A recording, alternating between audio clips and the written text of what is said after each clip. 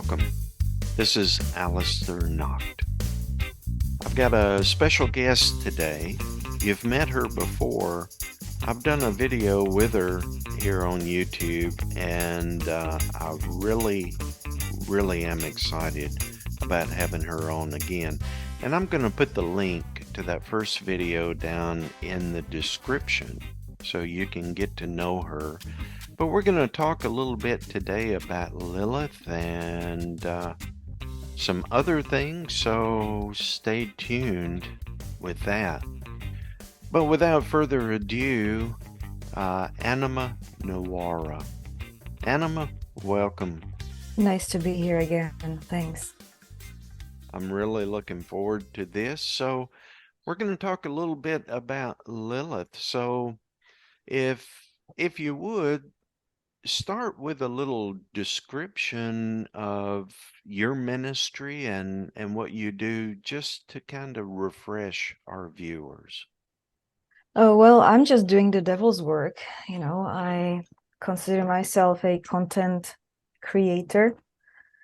I guess you would say it that way. Model, priestess, psychic, which I make my living doing spiritual services and enlightening my audience about all things infernal, occult, conspiracy, as well. So it's all about the hidden knowledge. I consider myself Luciferian, therefore devoted to the preservation of knowledge.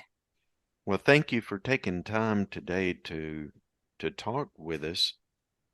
So, who is Lilith to you? Well, she is the infernal mistress. That's kind of how I would frame it to begin with. And I have certainly lived her story, in throughout my life. It's not so much that I work with her as a spirit, but she embodies herself through me, through my story. So like I embody Lilith, and it's overwhelmingly obvious that people see that archetype speaking to them through me, even though I don't necessarily, do it on purpose. But she lives through me. She is, the infernal consort to Lucifer, just as I am. She's the defender of women.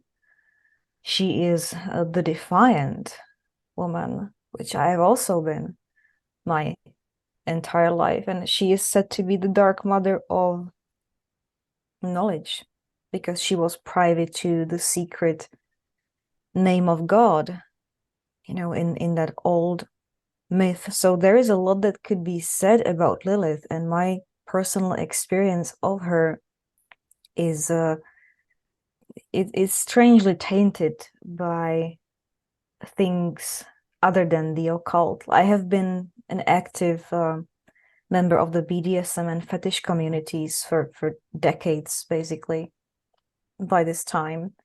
And that's perhaps where I find the most embodied form of Lilith. I was recently speaking to her devotees. I get approached by them a lot for some reason, and often confiding in me very private details of their lives and of their sexuality, even going so far as, asking to worship Lilith through me as a female dominatrix. So that is definitely one of her major faces.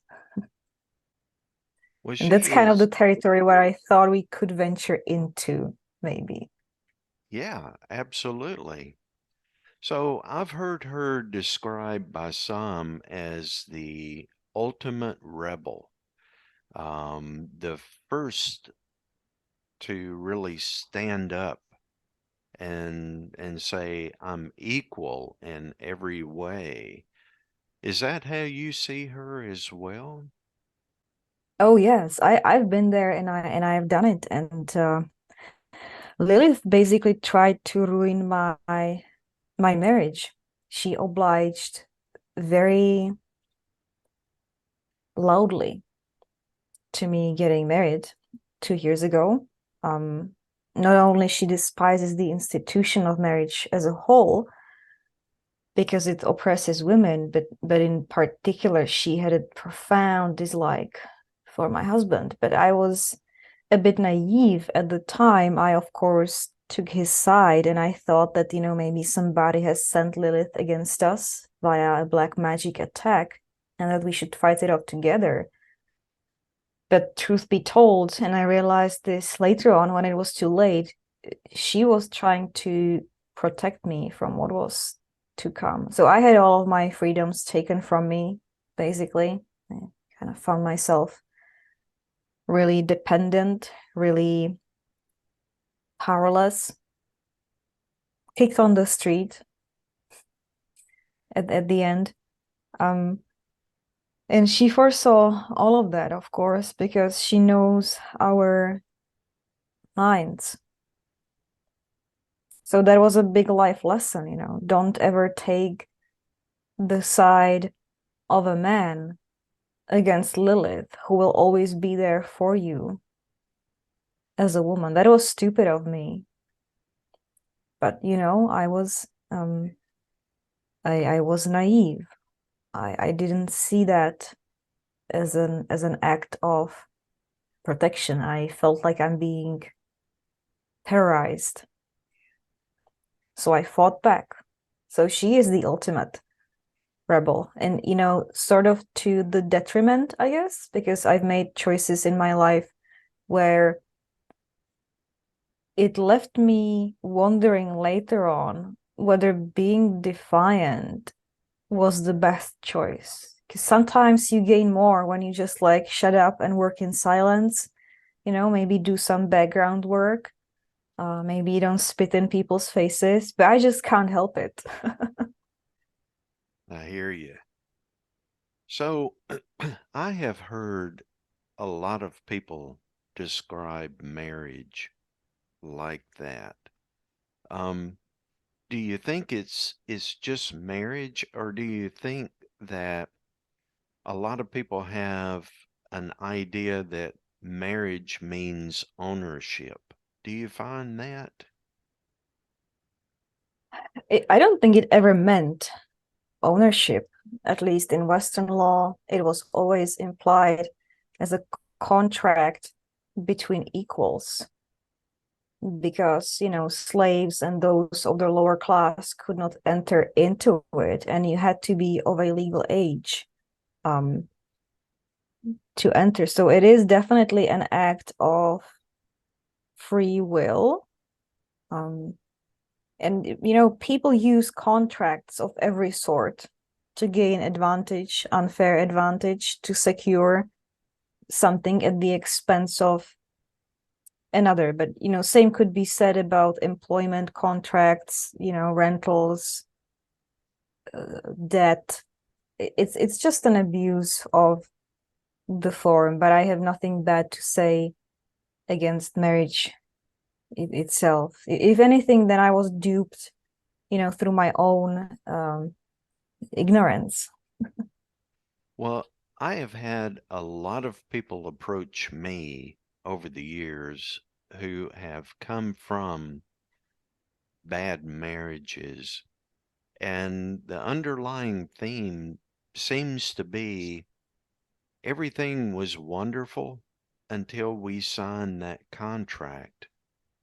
And then the other person thought they owned me. In other words, they felt that they could do anything they wanted to. That's And certainly what happened to me. It turned really sour and really sinister a few weeks after the wedding itself. We have a saying in my mother tongue, když ptáčka lapají, pěkně mu zpívají, which means, when the hunters go out in the woods to hunt the birds, they will sing to the birds beautifully. It's that luring song of the huntsman. And then you're in the cage, and then it's too late. so was this an abusive, I mean, physical abusive type That's the thing, you know, marriage? it's I didn't even think of myself that way until later on when I had to file my own immigration petition under the Violence Against Women Act. And that was when I like realized, okay, well, this story has happened here 1,000 times. It is actually my story. And the social worker told me, look, 90% of our cases, it's everything but physical violence. Because men are not stupid, but they know that they can go to jail for that kind of stuff. So it's more along the lines of, you know, being isolated, having your life controlled, micromanaged, can't leave the house, can't use the phone. So And it's you know, more of like the a threats and the pressure are more of like an emotional blackmail sort. You just give up your freedom piece by piece because you don't want to deal with your partner's wrath. And this way they maneuver you into a corner where basically they have all the power over you. And unfortunately, to some men, it's very attractive, that temptation, that thought that they can have all the power over you. So for immigrant women, this situation turns bad very often. Well, so much that there was law passed, you know, to protect them. And then the state failed all of us because it's basically not being implemented.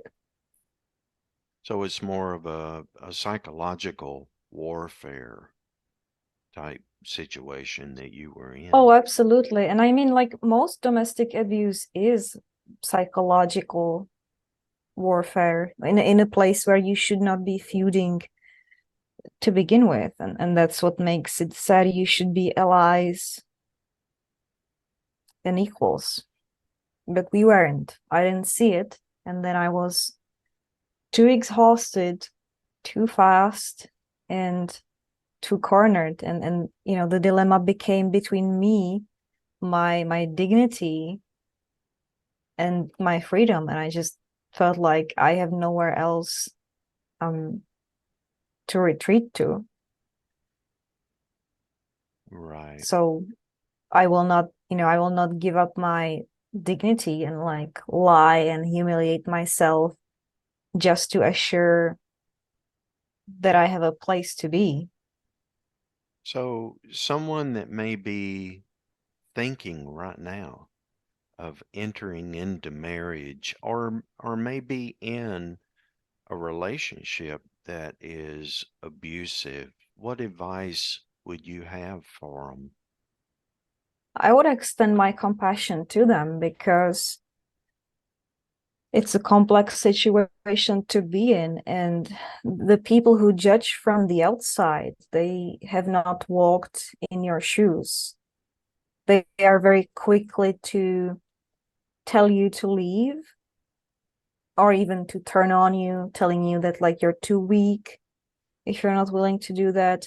I personally think that if leaving would leave you in a very disadvantageous position, then don't do it. Like try to secure some kind of safety for yourself first to fall on. Because leaving with two suitcases when you're broke in a foreign country, no visa, no health insurance, you know, no car, nothing, just what I did, um, that's like hardcore.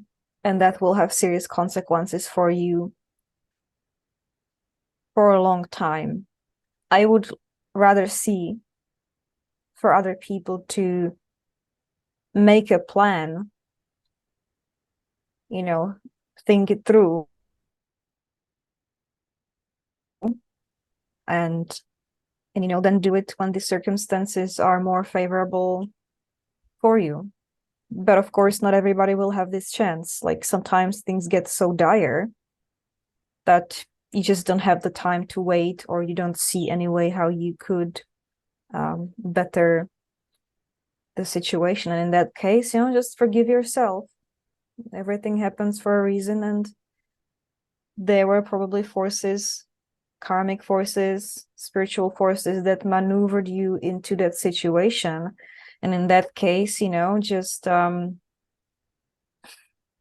just do it and hail Satan. Like I went by pure faith at that moment.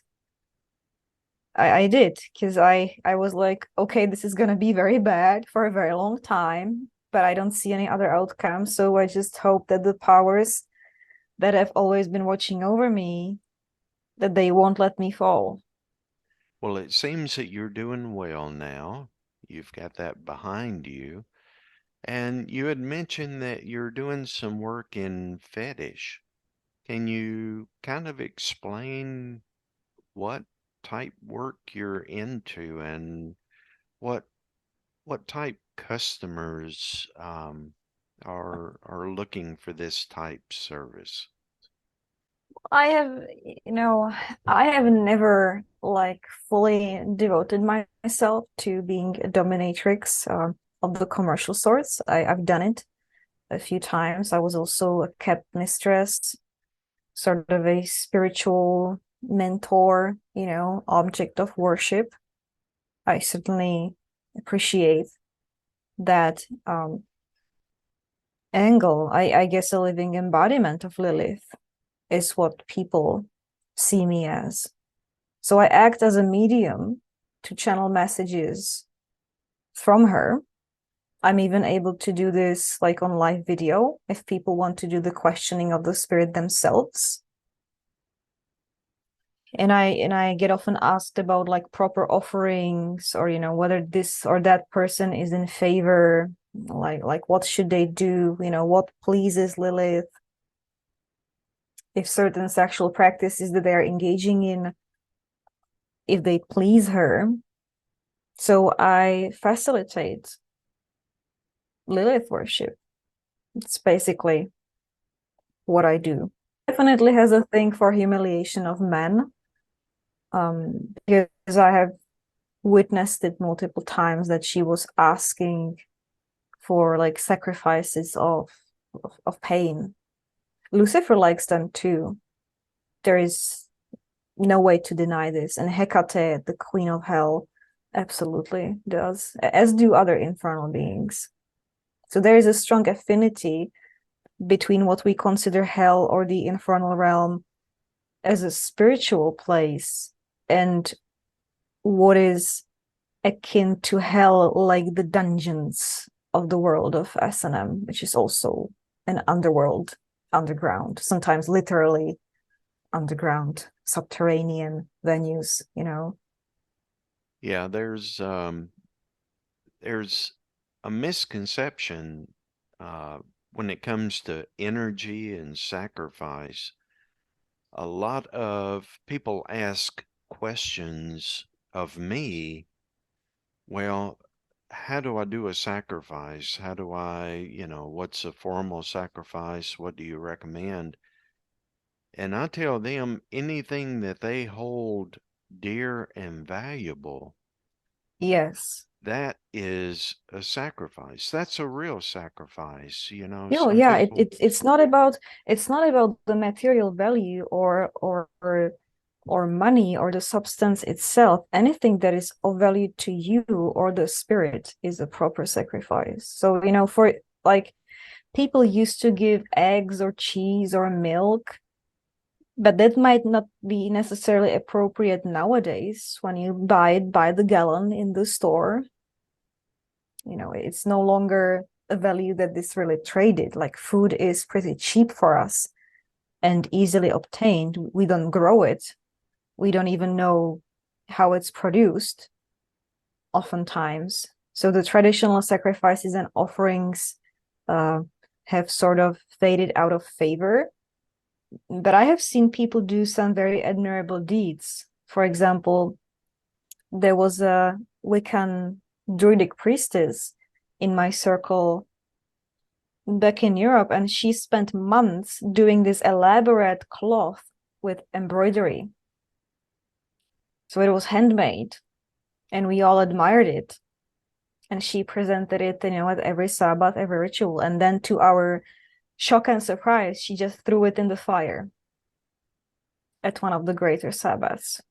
And I admit that I didn't like entirely understand at the time, because to me, like, destroying a work of art seemed rather barbaric. But now I understand, because she was quite well off. She was a high-ranking police officer. So unlike the rest of us, she was not a starving college student. So for her to just like buy stuff for the ritual, it would simply not bear the same significance, because she wasn't broke. She could afford it. So, she decided to show her devotion to the gods by giving her time and energy. They say that time is money. Well, that's a very proper saying, right? Because like either you get money and then your time costs, so you give sacrifice of your time, or you're or you're kind of broke, so spending every dollar hurts, and spirits see that. And I wish people saw it, because greed and being cheap was never considered a good trait, like in any culture. So, if you want to receive, then you should start by giving. I think people who file PayPal complaints over the sum of $10 or $20 are extremely petty, and they cannot expect by any means to be blessed by spirits with prosperity. I find that many times people will ask me, okay, well, what do I need to do? What elaborate sacrifice do I need to make? And sometimes it's just as simple as, okay, support the ministry with Exactly. just a few dollars, or try to fast for a couple of days. Take away Absolutely. your food intake. Take away that very essence that keeps you alive. That's a Oh yeah, no, sacrifice. that's perfect. That's perfect. The life force is the currency, as is blood, as is money. It's essentially the same thing, just, embodied differently. But I guess they're expecting something else, or they have a preconceived idea of what they want to do. Well, and I think, people look for fast solutions. They look for quick answers. They look for something that doesn't cost anything, doesn't involve time, doesn't really require any sacrifice whatsoever, but they want to benefit from that. And that's just not the way that the spirit world works. As you Oh no, say, it doesn't. It does not operate like it. Even our world doesn't operate um like that. But I guess we can blame the culture that we live in, which is all focused on the promises of instant gratification, and we are accustomed to it. I think way more than our ancestors were. I think even the era where I was born, and like my parents and my grandparents, before capitalism and advertising, it was understood that life is harsh, that there's duties, commitments. The Eastern European mentality is more fatalistic, is more about the acceptance of fate. And there certainly has never been this amount of entitlement among the general population. It is staggering to me, like, honestly, how anybody can feel that they are entitled to be personally entertained by a beautiful woman for free without contributing anything. It's just like, that has to be the television and the advertising which tells them this exact lie, and then then it crashes into reality. I don't exactly have a grant from the European Union to entertain lonely men online, giving Right. them attention that they would never get from a woman if they walked into a bar. And it's kind of sad / obnoxious, because I have not found a way how to set their expectations straight, if it can even be done in the age of OnlyFans and Instagram and YouTube. The instant gratification or the promise of it is just one click away. Yeah, I agree. I think a lot of people want something for nothing, and when they don't get it, I know in my experience, they have attacked me, um, because I would not do something for free and just continue to do it. I mean, I answer emails all the time. I don't charge anybody for advice, but then they want me to coddle them and basically provide them 40 hours a week of free information and spiritual guidance, and they don't want to pay anything. They don't even want to do what I ask them to do, like That's really fast. sad, and that's kind of where I run into that wall as well with the Lilith worshippers, because they will claim, oh, I want to be enslaved by the goddess, I want to serve, I will do anything. But then you give them the simplest task and they just flat out not fulfill it, and they just demand attention, for their own sexual pleasure. And in that case, okay, you can still get that, I guess, in exchange for money, but then it becomes a sexual service, and it's not about spiritual growth.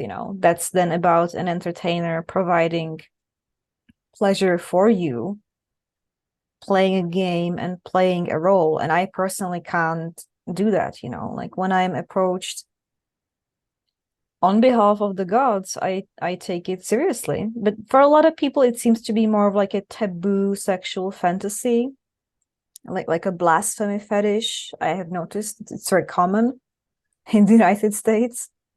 I I think that comes a lot from the Judeo-Christian religion. Instead of catering to the spirit, it becomes more about what's the worst possible thing in the person's mind that they can do.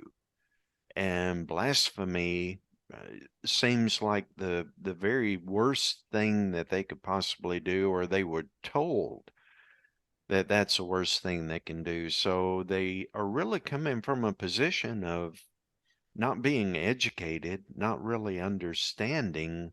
I think they're just going the exact polar opposite to what established religion dictates. And therefore, that's the best they can do, I guess. Yeah, So, I have the same compassionate approach, because I see that that's something that they need to do, to have psychological release. It's just difficult for me to sympathize, because I've been on this path for 2 decades. I've delved into the occult deeply. I've made pacts with demons. I commune with Lucifer nightly. So like for me to be reading about people, like they want to see me fuck myself with a crucifix shaped dildo. They think that that's what the path is about. I'm like, well, you know, I can totally see how somebody can derive satisfaction from those images, but it's such a far thought, like for me, it's I mean, anybody can do that, any porn actress. I guess blasphemy has its place in Satanism. Traditionally, it always did, but I don't think it carries as much weight as it used to, because the society has changed so profoundly. So these acts, they don't even require so much courage anymore, because nobody cares. Like, who cares? You know, you have these titles in the tabloid all the time, or like pastor caught doing this or that. Right. Right. Exactly. It And just it's not like you're carries. gonna be burned at stake, or lose everything. And there are still some very conservative religious communities, but it's a world that seems far away from me, because I was brought up Catholic, but my parents were like members of the intelligentsia. It was all very intellectualized, it was all very urban. It was more about like arguing the philosophical details of the faith. My father used to send letters to the editor of the parish newsletter defending astrology. Like, Yeah. that's one of the things that he did, like, seriously. Like, and then we were receiving the newsletter from the local YMCA, which was kind of fundamentalist. And then people were exchanging letters defending like the right to use contraception in marriage for women. And that to me also seems like, oh my God, like, what time is it anyway? What era? Like, of course, women need to use contraception in marriage and not be afraid all the time that they're gonna get pregnant. Or like, why would you argue with them that astrology is real? It's like, I guess, either practice it in silence, or, abandon the church, become an apostate if it is against the doctrine. But why argue with them? So all I saw when I was a kid was like Catholics arguing about things between themselves. Yeah. And I think that's the same uh, in my upbringing. From the time I was very young, I was made to go to church, and we were Southern Baptist. Um, Oh, yeah, bordering on, well, the Pentecost was a little bit too much for for what the Southern Baptist really thought. Um, but yeah, I was brought up in that environment as well, and yeah, there's some really interesting and really I don't know, ignorant um, ideas. it doesn't even like make much sense. It's just like a repetition of customs, thought forms, and they become emptied over time. And Christianity is tanking everywhere in the Western world for a good reason, because there's no freaking spirituality and it doesn't make any sense. Right. It turns into dogma and do as I say, not as I do. I mean, we see the church, all churches, established religion, constantly doing things to their own members, and then they justify that by having some priest or high priest or, you know, elder say that, well, I've interpreted what God said, and therefore, women should submit to men, and, you should do Yeah, and this. it's so hard to keep it up without, like giving up on your brain capacity. So the priest of the parish where I was brought up, he was very successful. So he eventually became a bishop and then an archbishop. Uh, and then they had to install somebody new. And because there was a shortage of preachers, they would import them from other countries. So we had a Polish priest who was a redhead.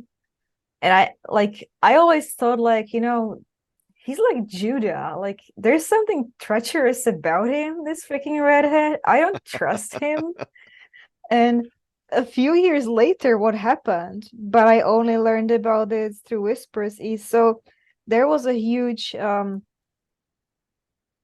they would collect money to build a new parish building for a couple of years, and they assembled a substantial sum, and he just eloped with the money and the mistress, never to be seen again.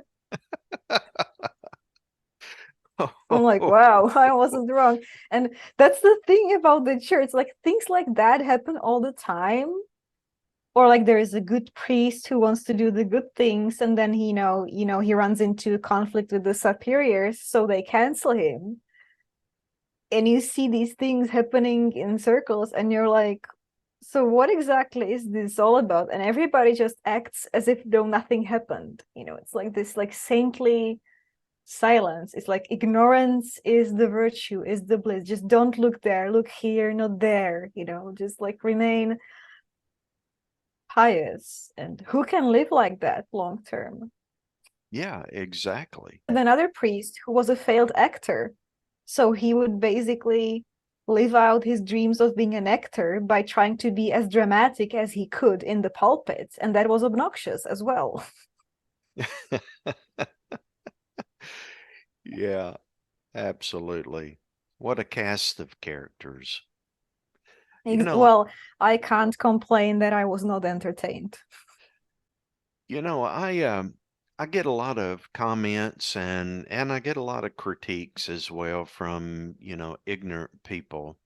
And this one clown actually made a comment on one of my podcast channels that, you know, I was an old man, which I am. Okay, I give you that.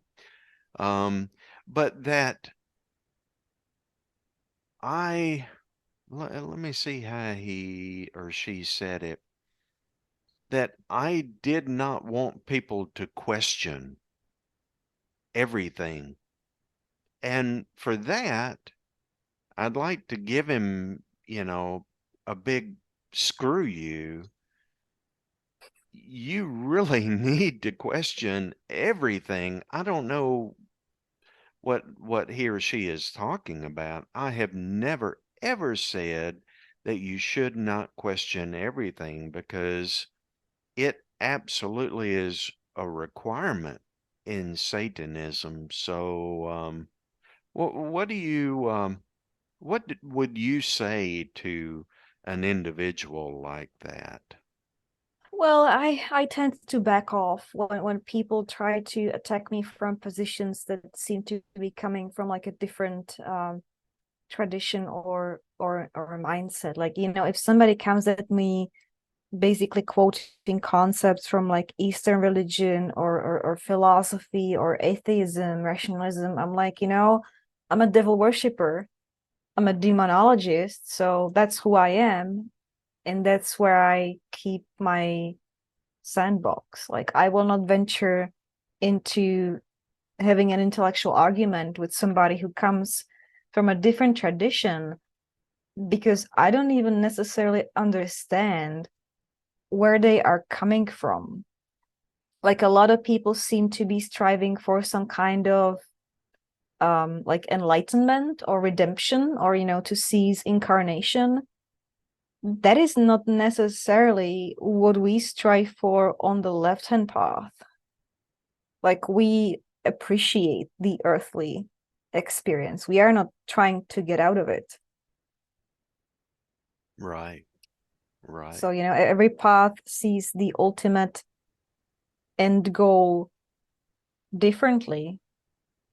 And that's okay. I have become a bit wary over the years of engaging in arguments or like defending my practice or faith. I rather surround myself with people who seem to be vibing on the same wavelength, kind of organically. And if they like what I'm presenting, then they stick around. If they don't like it, then they go. And I'm like harsh with people.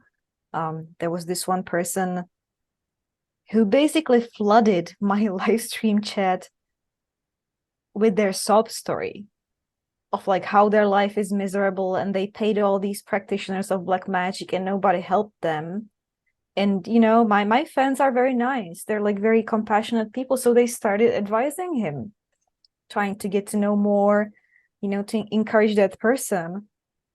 I just took a break, to make a statement saying, like, you got to stop this victim mentality right now. You're literally clogging the feed with this drama fest. If you want to work with me, like, start by shutting up. Yeah.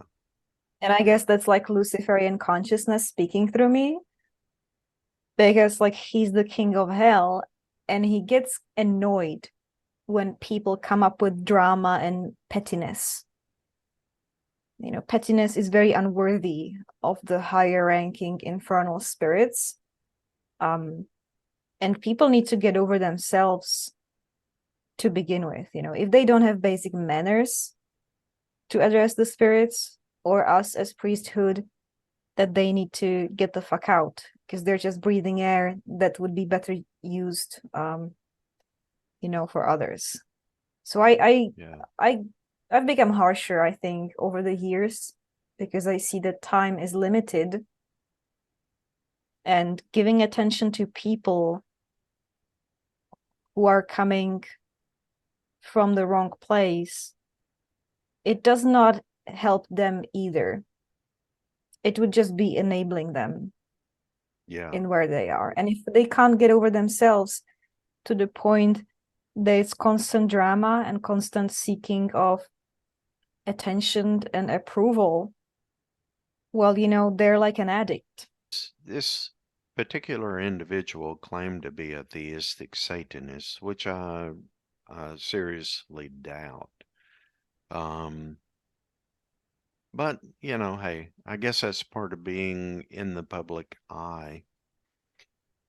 I wanted to ask you about, you mentioned making pacts. Yes. So tell me a little bit about when you're deciding to make a pact. Tell me a little bit about the mechanisms around that. How do you approach that? And then how do you actually do it? What do you recommend for our viewers?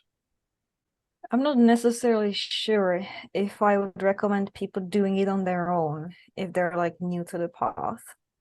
We get approached constantly, all of us, black magicians out there, with requests from people to facilitate the making of pacts for them. But these folks usually have a very flawed idea of what it is. They think that they will sell their soul to gain riches and fame, and they don't even know what it means. Yeah. Yeah. Because they don't really believe in the soul, or they don't understand the implications for them. So they basically think that they can gain a lot for nothing, which is the stupidest idea out there. It's a very serious obligation that is imposed on the petitioner and the spirit, both of them. It binds them together for a set period of time. And it can work out different ways. You can fail. The spirit, it's always you failing, the spirits never fail, but your understanding of it might be flawed, so then you will see it as failed. I will definitely elaborate on this more on my channel. I think it's an advanced practice that only belongs to the hands of those who know what they're doing. Like, they can represent themselves, so to speak, be their own attorney, or they can get another practitioner to facilitate it for them. I don't think it's a good idea for people to like try to sell their soul to Satan, for fame and fortune. If they like just came to the path and they think that's a good idea. A lot of people back off from it anyway, because then things start happening in their lives which are apparently orchestrated by supernatural force, and they get scared. So they back off. they turn away, they don't fulfill their end of the deal, and things go all kinds of wrong. And this is where the infamous reputation of pacts comes from. But it always comes from our ignorance and our failure. The spirits themselves, they don't fail. They are a force that is perfectly neutral. They're just doing their job in the greater scheme of things. It is us who are ignorant of the greater scheme of things. Yeah, I agree with that 100%. People actually want things to happen, or they think they want things to happen. And when they do start happening, it scares them, or it's not what they wanted. Again, it goes back to this is what I want. I want fame and fortune, and I don't really want to do anything. I don't have any talent. I don't have any money. I don't want to, make any sacrifice of myself. I'm just entitled for someone to give me everything in the world. I think that's Oh, just stupidity, nobody right? is entitled. Nobody is entitled. And the prices can be quite high and the punishments can be harsh. Yeah, absolutely. I mean, if you dance with the devil, you will dance. I mean, uh, it, he does not come to you. You go to him, and then you can have that interaction, but you can lie to people, you can lie to your friends, you can lie to the public, but you can't lie to him. And once you No, he get is the Lord into of that lies. situation, He will always out trick you. That's like trying to play chess with an intelligence, that has IQ 5,000. You will always lose. And yet people think that they can somehow outwit demons and get something out of them for free. yeah, it's a fool's errand. I mean, it's stupidity. Absolutely stupidity. And I think there's ignorance mixed in with that, because there is enough information out there if someone wants to educate themselves. But again, it takes time to do Well, it that. takes some effort, and it's kind of shocking how little effort people are willing to make, because I get a lot of questions on social media that make it apparent that the people did not spend 30 seconds reading my profile.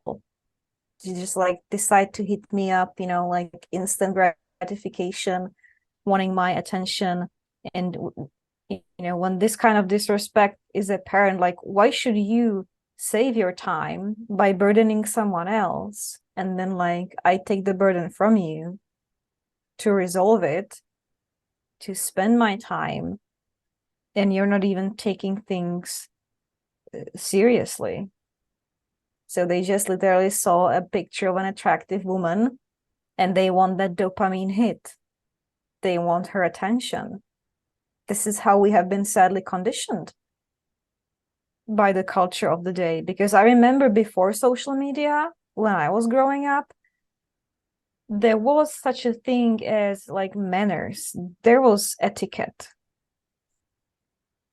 Nobody would expect to get a woman's attention by writing "What's up?" You Yeah, know, yeah, it's like you had to introduce yourself, you had to gain attention, you had to like, make some kind of impression, bring a gift or like be introduced by someone. There was a procedure to make it successful. And there actually still is a procedure to make it successful, whether it's dating or business or, contracting spirits. It is still the same. yeah, yeah, absolutely. And I think a lot of people just don't have the intelligence to understand, and I think as you say, it goes back to our culture. I think there are so many what grew up as spoiled children, and now they're adults, and Yeah, now yeah, no, they, it's you know, that, generational. yeah, yeah, they want to stand in the aisle at the store and pitch a fit because they can't have, the Because they candy. can't get what they want. Yeah, and they would Yeah, have been spanked, before that. Nowadays, that's considered all like child abuse, and um, yeah, you can get busted. So I've exactly. become a bit harsher as time goes by because I see that time and attention are limited, and they should belong to those who have the potential to make the best out of it.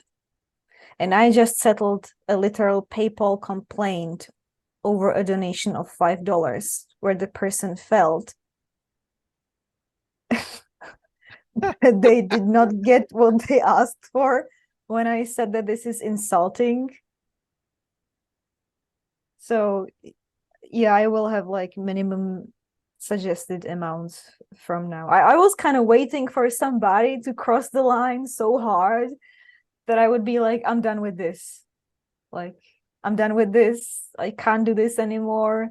This practice. But yeah, I mean, and then they wrote another tirade of emails defending themselves. And I do support fellow creators by signing up for their YouTube channels because they perform these elaborate rituals with sacrifices. I'm not gonna sit there like a bum, disgracing myself, demanding their attention, more of their attention for free. That would just create debt. And spiritual debt is a very real thing. Like, nobody wants to hear about it. Like, but come on, there is no free lunch. And you disgrace yourself at the end by being greedy. Like, you are the fool, not the other person. So generosity breeds generosity, just like violence breeds violence. Whatever you put out there tends to come back to you. And like with the people who constantly complain about money, you can see that they're stuck in a vicious poverty mindset. Absolutely. It's in the head. Charity is not a matter of wealth or abundance. You can always find a way how to be generous. That's the best way to get into the prosperity, abundance mindset. So I have found it experimentally that magic or pacts which are altruistic to benefit someone else tend to be better received, and they don't blow up nearly as often. Sometimes you're at the end of your rope, but others can petition for you. And I have certainly seen it in the case of demonic pacts where, if you asked something for somebody else, like to protect a loved one or to save somebody from a dire situation, these petitions are most often heard because they're favored by both heaven and hell, it seems. Whereas the requests that come from a place of greed and selfishness, if they are fulfilled at all, they tend to bring misfortune to the person asking. And I'm guilty of this myself. I made a very successful deal with Samael years ago. I acquired a married lover. It was a pretty good relationship, but at the end, I just wanted out of it. And the pact was like binding us together. It came at a high cost, and I got famous, like late night TV magazine cover famous, and I hated my life. Like, I wanted out of it so badly. So even successful demonic pacts, when you live through it, you will realize that if you ask for the wrong things and you get them, hell has done you a favor by showing you yourself, the look in the mirror. Absolutely. Be careful what And you perhaps wish they have for. shown you mercy by not giving you what you asked for. Right. Perhaps. Yeah, absolutely. Be careful what you wish for. You may get it in You might as well abundance. get it. Yeah, That's what witches have always said. There's Absolutely. so many there's so many examples of this, like even with spellcraft. It happens all the time. It's like folklore among witches. A witch asks under the full moon that she would like to have her house cleaned. Like, she doesn't have the time to clean her house. She wants a pretty house. A week later, she gets fired from her job. And now she's got all the time to clean her house. Yeah. Or, I had a friend who did a money spell, and he was employed as a very high profile IT specialist. So he was let go from his job because of downsizing, and because his contract was so well secured, he got like 6 months pay, I think, but he lost the job. So he manifested a largish sum of money, but he lost the job. Abundant examples, especially in the area of money magic. People do manifest the money, but it often comes with consequences or from sources that they probably would not have signed up for it if they knew. So inheritance, insurance payouts, Yeah. such things. It's like money is a neutral force. It flows through certain channels. And if you want to draw more of it into your life, it will only be possible for it to come through these channels. So like, how badly do you want it? Do you really want it at the expense of other things? Do you still do your live events, right? On your YouTube I channel? Yeah, I do. I live stream 3 times a week. Fairly prolific. So your listeners are very much invited to join my live streams at youtube.com, Anima Noira, usually Mondays, Wednesdays, and on the weekend. I'll put a link in the description for that, as well as your other links as well. So thank you so much for spending time with me this evening. Any last thoughts that you would like to share? Oh, just hail Satan, I'm grateful for everything. Well, thank you for being here, and thank you to my viewers. You make all of this possible. And don't forget, you can come over to Patreon and get some behind the scenes type stuff if you're into that kind of stuff. So until next time, this has been Aleister Nacht. Hail Satan.